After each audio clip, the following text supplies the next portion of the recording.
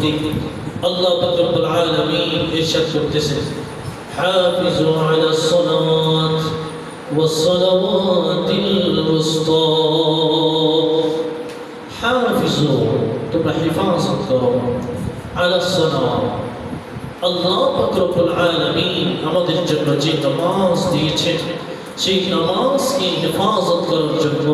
আল্লাহ পাক রব্বুল আলামিন কালামে মাজিদের মধ্যে ইরশাদ করেছেন হে মুসলিম সম্প্রদায় হে মুমিন বান্দা হে ঈমানদারগণ হে মুত্তাকিগণ হে উম্মতে মুহাম্মাদি তোমাদেরকে উদ্দেশ্য করে বলতেছি তোমরা দুনিয়ার জমিনের মধ্যে আল্লাহ রাসূল সাল্লাল্লাহু আলাইহি ওয়াসাল্লাম তোমাদের প্রিয় মাহবুব সরকার কায়নাত দো জাহানের বাদশা নবী সাল্লাল্লাহু আলাইহি ওয়াসাল্লাম তোমাদের জন্য যে পাঁচ ওয়াক্ত নামাজ দিয়ে এসেছেন সেই পাঁচ ওয়াক্ত নামাজের তোমরা হেফাজত করো বলো সুবহানাল্লাহ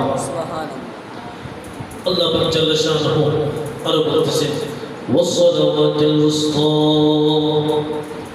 এবং তোমরা মধ্যবর্তী যে নামাজগুলো রয়েছে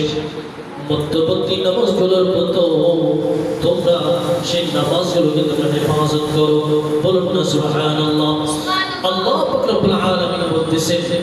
আমি আল্লাহ পাক রব্বুল আলামিন যে নামাজ তোমাদের জন্য দিয়েছি সেই নামাজের হেফাজত করো এবং মধ্যবর্তী যে নামাজগুলো রয়েছে সেই নামাজের হেফাজত করার জন্য আল্লাহ পাক জাল্লা শানুহু কালামে মাজিদের মধ্যে ইরশাদ করতেছেন শুধুমাত্র তাই নয় আল্লাহ পাক রব্বুল আলামিন বলতেছেন ওয়াকুমু লিল্লাহ তোমরা আল্লাহ পাক রব্বুল আলামিন স্মরণ করার জন্য